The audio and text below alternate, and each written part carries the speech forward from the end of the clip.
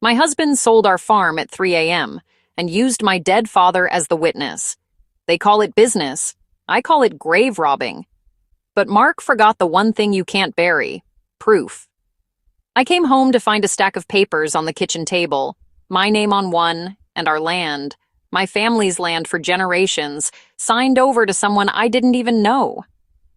I dropped the kettle. The tea splashed across the floor like my heart breaking. "Mark, what is this?" I whispered, though I already knew. My husband, the man I'd trusted for over 30 years, had sold our land behind my back. But it wasn't just land. It was history, heritage, the very soil where my children had learned to walk, where our barns had stood for decades. And now, it was gone. Overnight. I sank into the chair, gripping the papers, scanning the fine print. A signature I recognized immediately: Mark's. No discussion, no warning, just a handoff. Memories flooded me. Warm mornings in the barn, the smell of hay, our children racing through the fields. How could he throw that away? The idyllic life we'd built now felt like it had been a lie, carefully crafted and sold piece by piece. And then my phone buzzed, a message from a number I didn't recognize. "You didn't think I'd tell everyone about your little trip last month, did you?" My stomach turned. What trip? Who was this? My mind raced.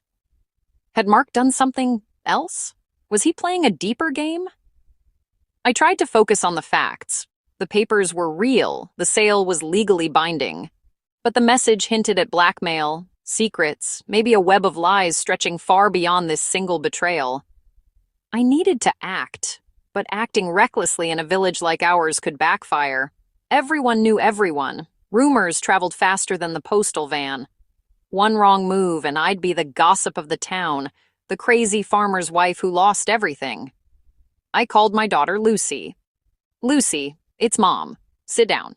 You need to see this." She arrived 10 minutes later, eyes wide at the papers. "Mom, how could he?" "I don't know," I admitted. "But someone's hiding something, and I think that someone is trying to scare me before I even have a chance to act." My son, Thomas, entered, calm but tense.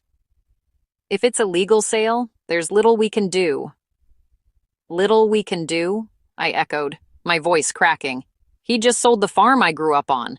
He thought we'd never notice. He thought we'd be too weak to fight. Well, he's about to find out just how wrong he is." A plan started forming in my head, like a seed taking root. I had proof of the sale, yes, but the phone message, that was leverage. Someone out there knew something, and if I could find them, if I could use them... The kettle whistled. I ignored it. My heart was racing. The betrayal wasn't just financial. It was personal. Mark had underestimated me, my patience, my cunning, my knowledge of every field, every neighbor, every weak link in his little schemes. And that was his first mistake. I picked up the phone, dialed the unknown number. "Hello?" A gruff voice answered. "You're asking questions you shouldn't, and you're telling me things I need to hear," I said. There was silence on the line, then a whisper. "Meet me at the old mill, midnight, alone." My pulse hammered. Alone, midnight, risky, dangerous, but necessary.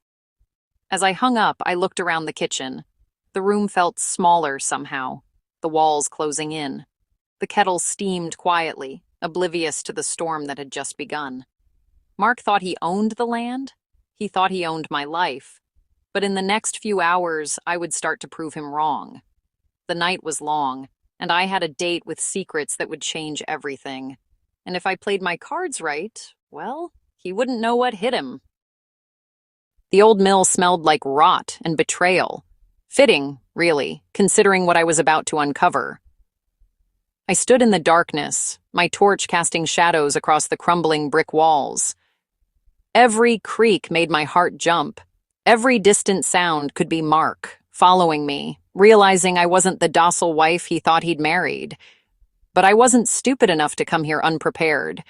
I'd told Janet where I was going, left a note in my bedside drawer with the mysterious phone number, and parked my car in plain sight on the main road. If this was a trap, at least someone would know where to find my body. The thought should have terrified me. Instead, it made me angrier. "You came." The voice emerged from the shadows. A man, maybe 60, wearing a worn jacket and a face full of secrets. "Who are you?" I demanded, keeping my distance, phone gripped tight in my pocket with $9.99 ready to dial. "Name's Peter. Used to work the land next to yours, before your husband helped push me out." His eyes were hard, bitter. "I know what Mark's been doing, and I know you're not the first person he's screwed over." My blood ran cold. "What do you mean?" Peter pulled out a folder, weathered and thick. "Council votes, planning permissions. Your husband's been playing games for years, greasing palms, making deals. That land he sold? It wasn't just about money. It was about clearing the way for a development project, one he's got shares in." I grabbed the folder, hands shaking. Inside were photocopies of meeting minutes, emails, bank transfers, Mark's name everywhere, alongside the local councilman, David Fletcher. They'd been manipulating votes, approving developments, lining their pockets while families like Peter's lost everything. "Why are you telling me this?" I asked, studying his face for lies. "Because revenge tastes better when it's shared," Peter said, a twisted smile crossing his face. "And because I want to watch him burn. I've been waiting 3 years for someone with the power to actually hurt him. That someone is you, Mrs. Brennan." I drove home in a daze, the folder burning on the passenger seat like evidence of a murder. My mind raced through every council meeting I'd attended, every planning decision I'd thought was legitimate. How many families had they destroyed? How many lives ruined for their profit? When I pulled into the driveway, Mark's truck was there, lights on in the kitchen. He was waiting. "Where have you been?" he asked casually, sipping tea like he hadn't just destroyed our lives. "Out," I said, matching his tone. "Needed air." His eyes narrowed. "You've been acting strange. Lucy said you were upset about some papers." "Oh, you mean the papers where you sold our land without telling me?" I let the words hang there, sharp and accusatory. Mark didn't flinch. "That land was in my name. It was a business decision. Our land, Mark. Our family's land." "Your family's land," he corrected. And there it was, the contempt he'd been hiding for decades. "I built the business. I made it profitable. That land was dead weight." I wanted to scream, to throw the folder in his face, to tell him I knew everything. But I swallowed it down. Revenge isn't a sprint. It's a marathon. "Fine," I said quietly, "if that's how you see it." He looked almost disappointed, like he'd wanted a fight. "Good. Then we're done discussing it." The next morning, I called my neighbor, Janet. She ran the village newsletter and knew every piece of gossip before it happened. If I was going to expose Mark, I needed allies, and I needed to control the narrative. "Janet, it's Sarah. Can we meet for coffee?" Within an hour, we were sitting in her cluttered kitchen, surrounded by half-written articles and village scandal.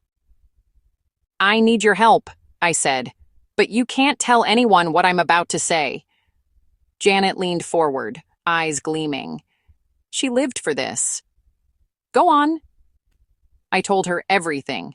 The sale, Peter's folder, Mark's deals with Fletcher. With every word, her expression shifted from shock to something darker, hungrier. "This is bigger than your land," she whispered. "If Fletcher's involved, half the village council could be dirty. Do you know what this means?" "It means I need proof solid enough to bury them both." Janet smiled, sharp and dangerous. "Then let's get digging." Over the next week, I became a woman possessed. I tracked Mark's movements, logged his phone calls, photographed his meetings with Fletcher at the pub. I attended council meetings, smiled sweetly, asked innocent questions that made Fletcher sweat. Thomas warned me to be careful, Lucy begged me to just move on. But they didn't understand. This wasn't about the land anymore. This was about making Mark realize he'd underestimated the wrong woman. Then, on Friday night, everything changed. I was going through Mark's office, searching for more evidence, when I found the photographs. Hidden in a locked drawer I'd pried open with a screwdriver. Pictures of Mark, with someone who definitely wasn't me.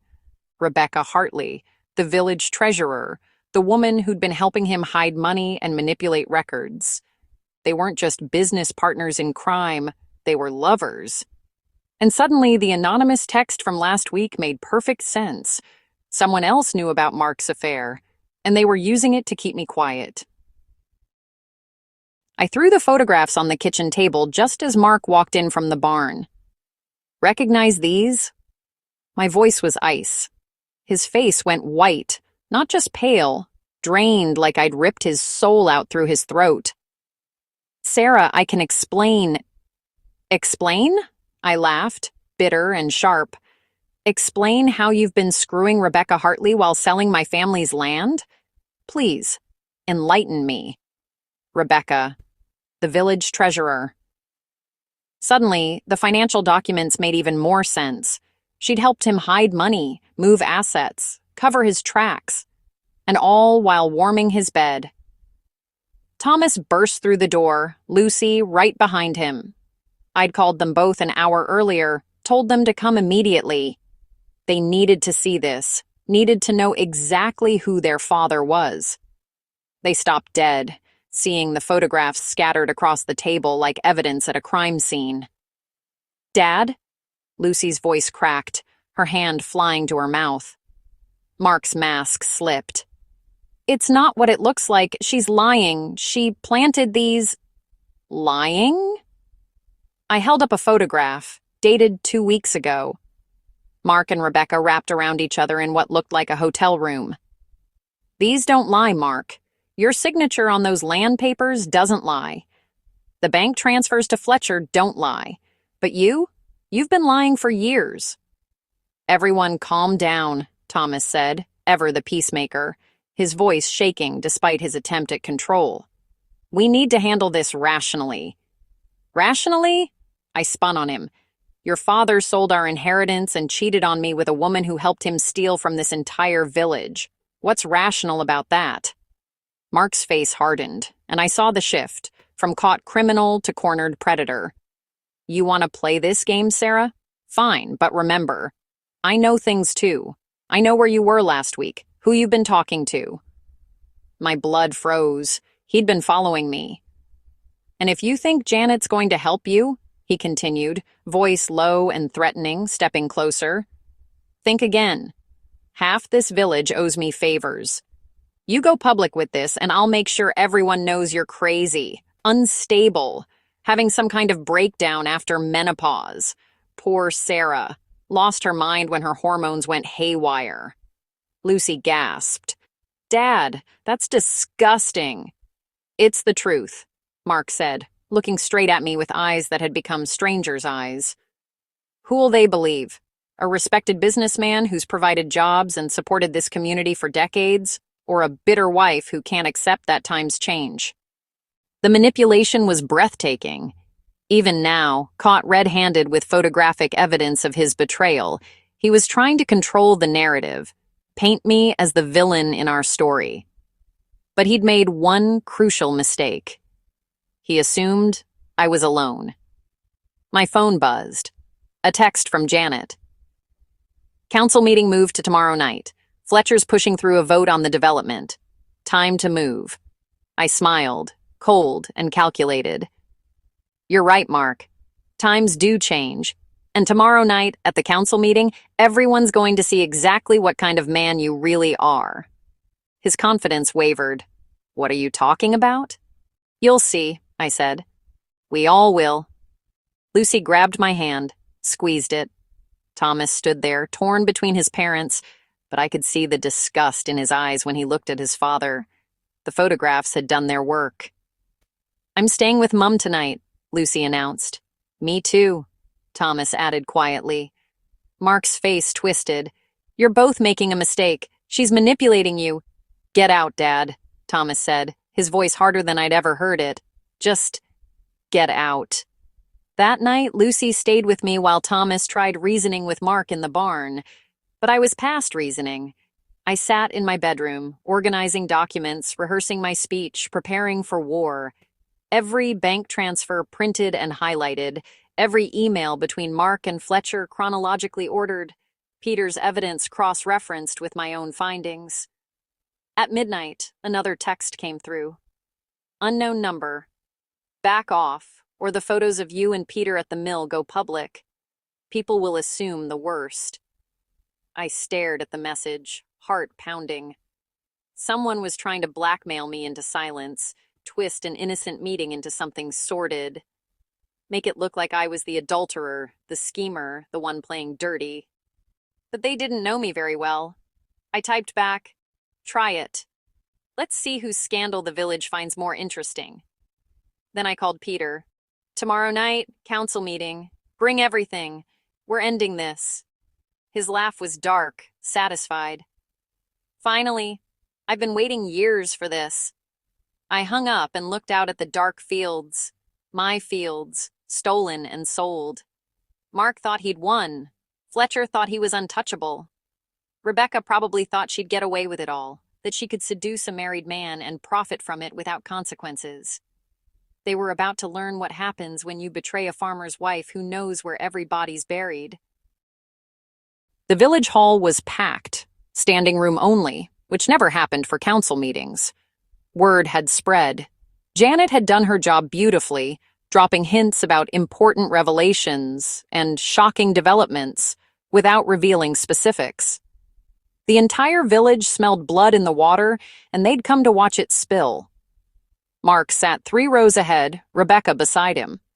The audacity made my hands shake. They weren't even trying to hide anymore, sitting together like some legitimate couple while his actual wife sat behind them, preparing to end them both. Fletcher stood at the podium, droning through agenda items, his voice overly casual. Too casual. He knew something was coming, but didn't know what.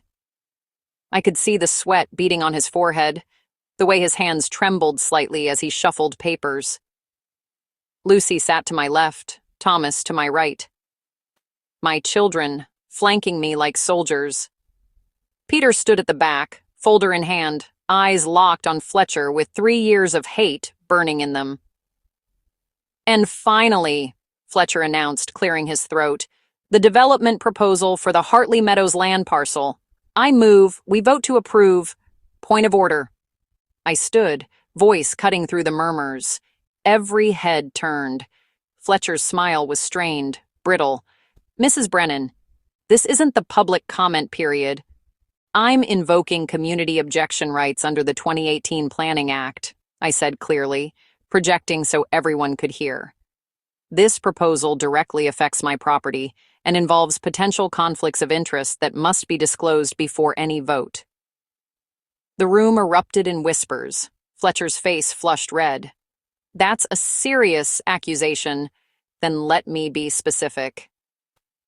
I walked to the front, Peter following with the folder, our footsteps echoing in the suddenly silent hall. "This development was proposed by Hartley Meadows, LLC. Public records show David Fletcher owns 18% of that company. My husband, Mark Brennan, owns 12%. Rebecca Hartley, our village treasurer, owns 23%. Gasps rippled through the crowd. Mark stood up, face going purple. "Sarah, sit down." "They've been manipulating council votes for 3 years, I continued, pulling out documents, holding them high. "Approving developments they profit from, blocking competitors, using public office for private gain. And the land they're developing, Mark sold it without my consent, forging my signature on the transfer documents." "That's defamation," Fletcher shouted, hammering his gavel. "You have no proof."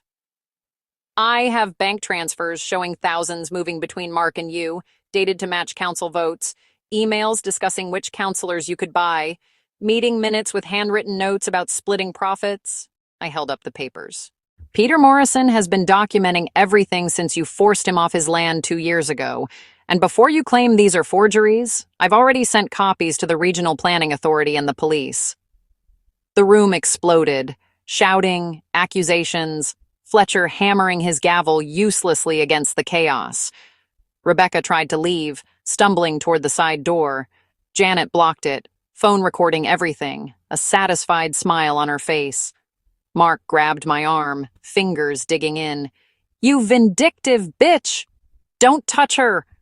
Thomas appeared from nowhere, pulling Mark back hard enough that he stumbled.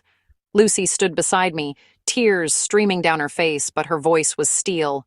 "Dad, you need to leave. Now." The police arrived 20 minutes later. I'd called them earlier, warned them there might be trouble. Not for arrests, not yet, but to ask questions about the allegations. Fletcher resigned on the spot, claiming health reasons, his voice shaking. Rebecca locked herself in the bathroom, sobbing so loud we could hear her through the door. Mark stood in the parking lot afterward, surrounded by neighbors who'd trusted him, worked for him, called him friend. Their faces were cold, closed off. Tom Gardner, who'd worked Mark's farm for 15 years, spat at his feet before walking away. "You've destroyed everything," he said to me, voice hollow. "No," I replied, meeting his eyes. "You did that. I just made sure everyone knew." The regional investigators came the next morning. By afternoon, the story hit the local news. By evening, national outlets were calling, sending satellite vans to our tiny village. Village councilman caught in corruption scandal. Small town betrayal. The headlines wrote themselves. Thomas found the forged signature on the land transfer. Proof of fraud, proof Mark had been willing to break actual laws. My solicitor filed for divorce and criminal charges simultaneously. Rebecca was suspended from her position. Fletcher faced investigation by 3 separate agencies. Mark's business partners distanced themselves within hours, releasing statements about being shocked and disappointed. And me? I stood in the kitchen where this all began, holding the original land deed I'd found in Mark's safe, the one proving he'd never legally owned it in the first place. The land had been left to me by my mother, held in trust. The land was still mine, had always been mine. But Mark had just destroyed his entire life trying to steal it. The phone rang. Peter's voice, triumphant. "Did you see Fletcher's face when—" Then the front door crashed open. Mark stood there, wild-eyed, desperate, holding something in his hand. "If I'm going down," he whispered, voice cracking, "I'm taking you with me." "Mark, put it down." My voice was steady, but my heart hammered against my ribs. The USB drive in his hand looked innocuous, just a small piece of plastic. But his eyes, wild and desperate, told me it contained something he thought was devastating. "Pictures," he said, voice shaking. "You and Peter, meeting in secret, planning this together. I'll tell everyone you two were having an affair, that this whole thing was a scheme to steal my business. Go ahead." I didn't move. "Show them." He blinked, confused. "Show them pictures of 2 people talking in a public mill. Show them evidence of us exposing your crimes. Do it, Mark. See who they believe, the proven liar and cheat, or the woman who just saved this village from your corruption." The USB drive slipped from his fingers, clattered on the floor. Lucy picked it up, looked at it, then at her father. "You're pathetic." Mark crumpled. Not dramatically, just deflated, like a balloon losing air. He sank onto the chair, head in his hands. "I built everything. Everything." "You built it on lies," I said quietly. "And now it's gone." The divorce was finalized within months. Mark lost the business, his reputation, his standing in the community he'd once controlled. Fletcher got 18 months for corruption. Rebecca fled to London, disgraced and unemployable. The land stayed mine. I signed it over to Thomas and Lucy jointly, a real inheritance this time, legal and clean and untainted by deceit. Peter bought the neighboring property back at auction, paid for partially with the settlement he won from the council. We're friends now, nothing more, though the village still whispers. Let them. I've learned that gossip can't touch you when you're standing on solid ground. Some nights, I stand in the fields where my children played, where my grandparents farmed, where Mark thought he could erase history with a signature and a handshake. He was wrong. The ground beneath our feet holds more than crops. It holds truth, memory, justice, and truth, like good soil, always produces a harvest. Sometimes it just takes a season of patience and careful tending. Sometimes the people closest to you think they own everything you are, your past, your future, your very foundation. They think their betrayal will go unnoticed, unpunished. What would you do if they tried to take it all? I know what I did. I took it back. Have you ever had to fight back against someone who betrayed your trust?